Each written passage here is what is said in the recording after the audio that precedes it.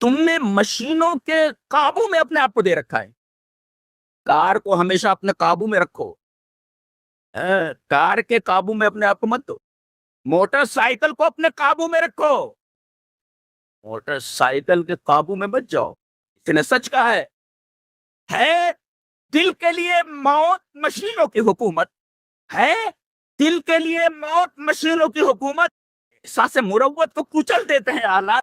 یہ جو آلات ہیں جن کے اوپر تم چل رہے ہو, تمہارے احساس مروت کو کچل کر کے رکھ جائے ان آلات. آپ کو ہے دل کے لیے موت مشینوں کی حکومت. احساس مروت کو کچل دیتے ہیں آلات. تمہارے احساس مر چکے ہیں ان مشینوں کے پیچھے. موبائل لیے بیٹھے ہیں, احساس مروت مر چکے. موٹر سائیکل میں بڑی تیز رفتار 3 بجے دیکھا رات میں, حیرت.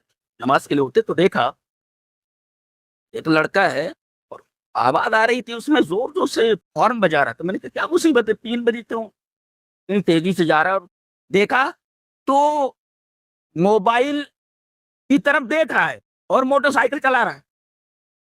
سامنے کوئی بچہ آ جائے, تیری پوری نگاہ, تیرا پورا فوکس, تیری پوری توجہ موبائل کے اوپر ہے اور موٹر سائیکل چل رہی ہے. کہیں کوئی بچہ سامنے آ جائے تو اپنے حالات درست کر لو. قبر تمہاری منتظر ہے. جس بدن کے اوپر تم ایسے کرتے ہو, اس کو کھانے کے لیے مٹی منتظر ہے, کیڑے منتظر ہیں تمہارے بدن کو کھانے کے لیے. تمہاری اوقات کیا ہے؟ کس بات پر تمہیں نشہ ہو گیا ہے؟ مٹی کی خوراک, قبر کی خوراک. اوقات کیا ہے تیری؟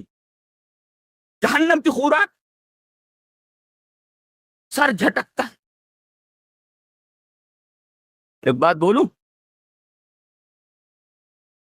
تمہاری ناک سے اور منہ سے بہتا ہوا خون اور تمہارے کٹے پھٹے اعضا تمہارے ماں باپ دیکھنے کی طاقت نہیں رکھتے. حدود میں رہو. اور ایک مشورہ دوں کہ اللہ نے تو یہ انسان بنایا ہے, انسان کے حد میں رہے. جانور بننے کی کوشش مت کر, لکڑ بن گئے جانور بننا ہے. ایک نصیحت کی گئی حضرت حسن بصری کی طرف سے. لڑکا ہنس رہا تھا, اسے کبھی ہنستے ہوئے نہیں دیکھا گیا. تمہیں تو پورا قرآن پلا دیا جائے, پورا قرآن تمہارے کانوں میں اڈیل دیا جائے, تمہارے کانوں پہ جھو نہیں رکھتے. تمہاری رفتار وہی بے ڈھنگی ہے. جمعہ کے خطبات سنتے ہو, درود سنتے ہو, تمہاری زندگیوں پر کوئی اثر کیوں نہیں ہے؟ وجہ یہ دل خراب ہو چکا ہے, جس کے بارے میں کہا گیا یہ آگ اسی دل کے اوپر چڑھ جائے. یار نار اللہ الموقدہ التی تطلع علی الافئدہ. معمول اٹیک برداشت نہیں کر سکتا, دل آگ برداشت کرے گا. یہ دل آگ برداشت کرے گا, سوال ہی پیدا نہیں ہوتا. زیادہ ہوش کے نہ سن لو. قرآن پڑھتے نہیں ہے تو دل دھڑکے کیسے؟ قرآن کو ترجمے سے پڑھو تو سمجھنا ہے. ہوا اڑا رکھی ہے, یہ قرآن سمجھ کر پڑھنے سے آدمی گمراہ ہو جاتا ہے. یہ شیطان نے تمہارے کانوں میں, تمہارے دلوں میں ڈال رکھا ہے. یہ ڈال رکھا ہے تمہارے دلوں.